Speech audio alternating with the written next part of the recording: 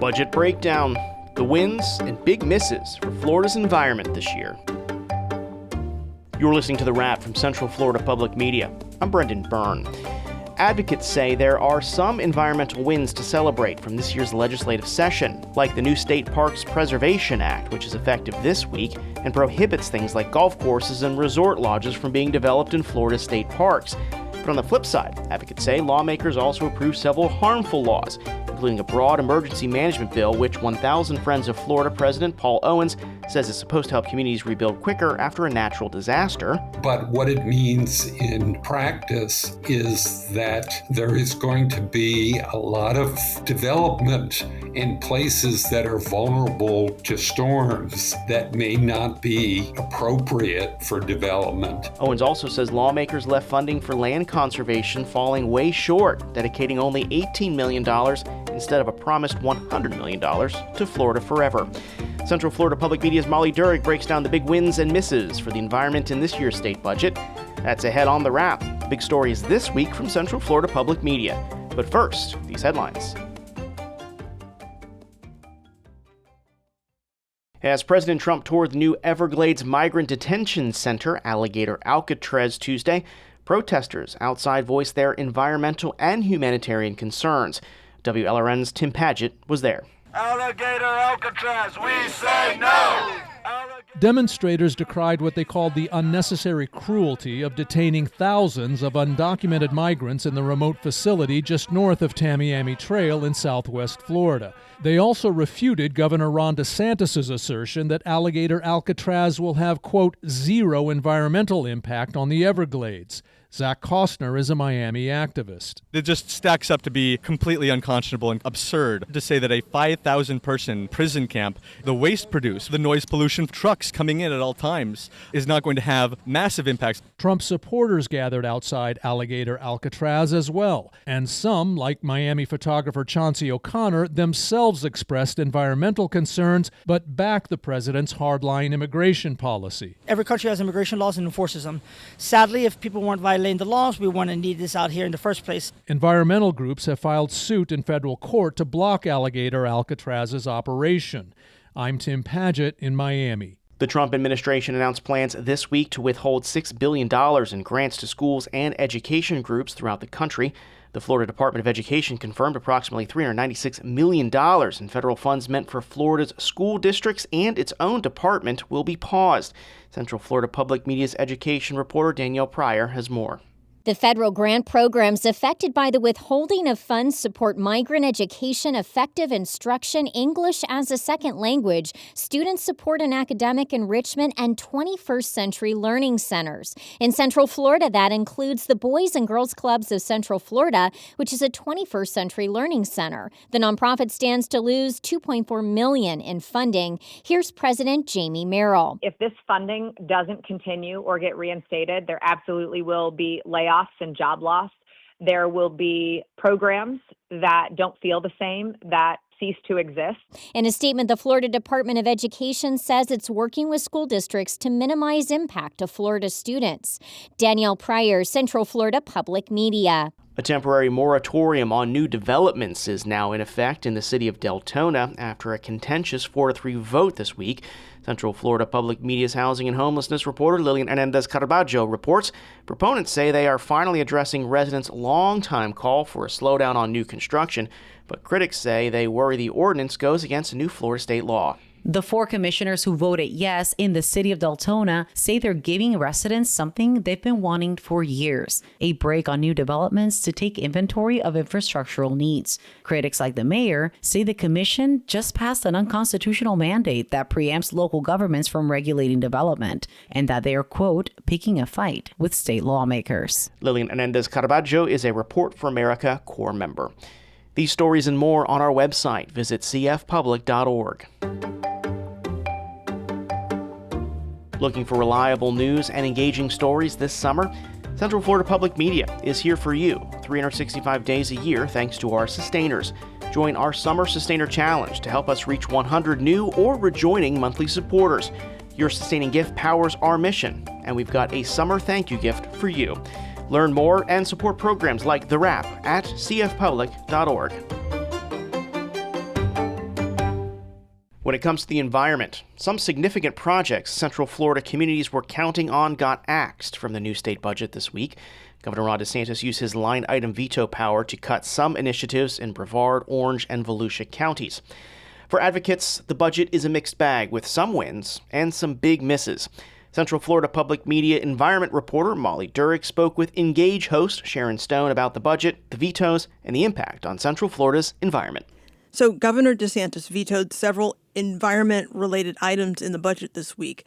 Let me talk to you about some that stood out to you. Projects in Brevard County and the Indian River Lagoon aren't getting what lawmakers agreed to before this veto list came out this week. Yeah, so the priciest environmental project to be vetoed in Brevard County was a $4.3 million request from lawmakers to continue funding muck dredging in Sykes Creek, which flows into the Indian River Lagoon system. So muck is basically made up of sediments, concentrates in deep borrow pits at the bottom of the lagoon, kind of like a compost pile. And those borrow pits seem kind of gross, but they're actually kind of helpful because they keep the muck concentrated in certain areas. But as those pits fill up with muck, the muck infiltrates the lagoon and it gets so much harder, and it gets so much harder to remove at that point. So far, there have been 76,000 cubic yards of muck removed already from Sykes Creek, and that 76,000 is of a total 500,000 cubic yards of muck that need to be removed.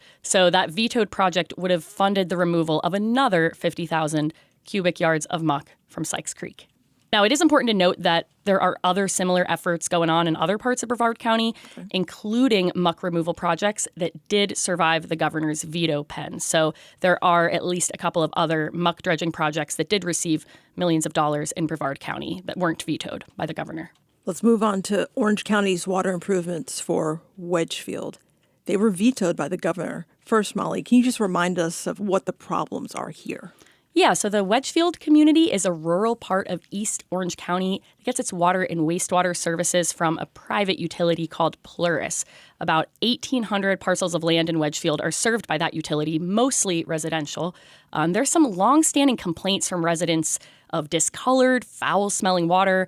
In some cases, folks report it's damaged their appliances. People are spending lots of money on water filtration devices. The water passes the state's water quality standards, in some cases very marginally, and there's foul smells, discoloration, just years and years of complaints. And more recently, Orange County's utilities department deemed the system poor, meaning the worst possible condition. So what would that $7.5 million have done? Right. So the county has been exploring several different options to improve the water and wastewater infrastructure for Wedgefield residents. And one of the main options is by somehow acquiring the system and basically redoing it, putting lots of capital improvements into it, essentially overhauling that system. That could involve setting up a special taxing district for Wedgefield residents who would then pay into the cost of acquiring and maintaining the system. There's also the Florida Government Utility Authority, which is a special purpose government. They acquire, own, operate water and wastewater utilities in smaller areas, about 120,000 customer connections statewide, including the Tangerine system in Orange County, which serves a few hundred Mount Dora residents. That's sort of the context of what Orange County has been trying to do to improve the situation for Wedgefield residents. Lawmakers had asked for $7.5 million to help offset these costs, acquiring the system, making those necessary capital improvements. It was actually originally $15 million they were asking for. Ultimately, only $7.5 million made it into the budget, approved by both chambers, the Florida Senate, Florida House. But Governor DeSantis' veto eliminates all of that requested funding. So it was vetoed. Okay, so what now? What can they do? Great question. So Orange County Commissioner Kelly Martinez Semrad oversees that part of Orange County, including Wedgefield. She says she's not sure what comes next. The county has been saying they're willing to help contribute financially, but without that leverage of state funding, that possibility may have changed. We're not sure. And Molly, you had the chance to talk to Commissioner Kelly Martinez Semrad, and here's what she had to say. I don't know what is to come to be, Molly, right now. What I do know is that we cannot afford to do nothing. We must find a solution. This isn't about if it fails or maybe if it fails. This is when it fails. So we can't afford to do nothing because then it's a massive cleaning raw sewage out of the St. Johns River is what we're looking at. And the expense of that is immense, and that will fall on the backs of taxpayers. Commissioner Martina Semrad says she's planning to meet with Orange County Utilities next week, and there is an agenda item. Orange County Commission is slated to talk about this again in the middle of July. So discussions will be ongoing as to how to move forward. Commissioner Martina Semrad says there's got to be a solution somehow. So any other veto items that jumped out to you while you were reviewing this list, Molly? Yeah, besides a few vetoes of funding for stormwater studies, infrastructure improvements in different places like Lake Helen and Ormond Beach, the governor also vetoed funding for a hurricane-rated facility for first responders in Orange City, which is in Volusia County. Let me ask you more about that kind of big picture view there. Looking at the budget and the laws that both take effect this week, how are environmental groups feeling about this year's session overall? Yeah, I spoke with Paul Owens, the president of 1,000 Friends of Florida, which is basically a smart growth planning advocacy nonprofit. They said definitely there were some missed opportunities for the environment in this year's legislative session, but there were also some wins. Okay, let's break those down. We'll start with the bad. What are they saying about setbacks? So the bad news first is lawmakers underfunded Florida Forever. That is the state's premier conservation land acquisition program. A couple years ago, lawmakers made a promise in another law that was passed to dedicate $100 million every year to that program. This year, only $18 million was allocated to that program.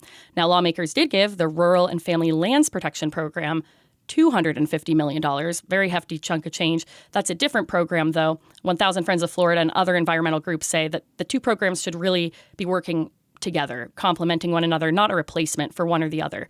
Because rural and family lands is about helping agricultural lands be protected from development, working with landowners who may or may not decide to continue farming on the land.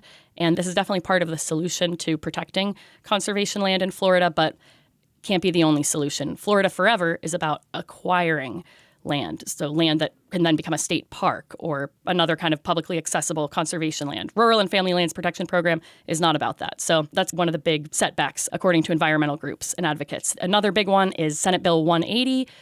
Did pass. That's a broad emergency management bill that is about helping communities rebuild more quickly after hurricanes, which is a good idea in theory, according to advocates. But they say that it ties the hands of local government planners because it stops them from being able to pass, quote, more restrictive or burdensome land development rules after a hurricane. So they're worried that it might allow for development in places that we shouldn't be developing, that might be dangerous, quite frankly, to develop. And what are you hearing from environmental groups about wins? Right. So there is some good news. A bill that would have abolished regional planning councils did not advance to become law, and neither did a controversial bill that would have removed rural boundary protections enacted by local governments after 2011. That would have included those approved by Orange County voters very recently. One big win that 1,000 Friends of Florida is celebrating is the passage of Florida's new State Park Preservation Act. This was initially proposed late last year after there was widespread pushback to the state's leaked plans to develop amenities like golf courses, resort lodges, pickleball courts in state parks. So for 1,000 Friends of Florida, this new law is proof that Floridians can come together, organize together in a bipartisan way, send a clear message like they did with the protests about these plans for state parks. Floridians can really enact some real, tangible change. So definitely looking to that as a sign of hope and progress for the future. That was Central Florida Public Media's environment reporter Molly Durick speaking with Engage host Sharon Stone. This podcast is produced by Central Florida Public Media with assistance from News Director Latoya Dennis and Digital Director Ryan Ellison. I'm Brendan Byrne. This is The Wrap.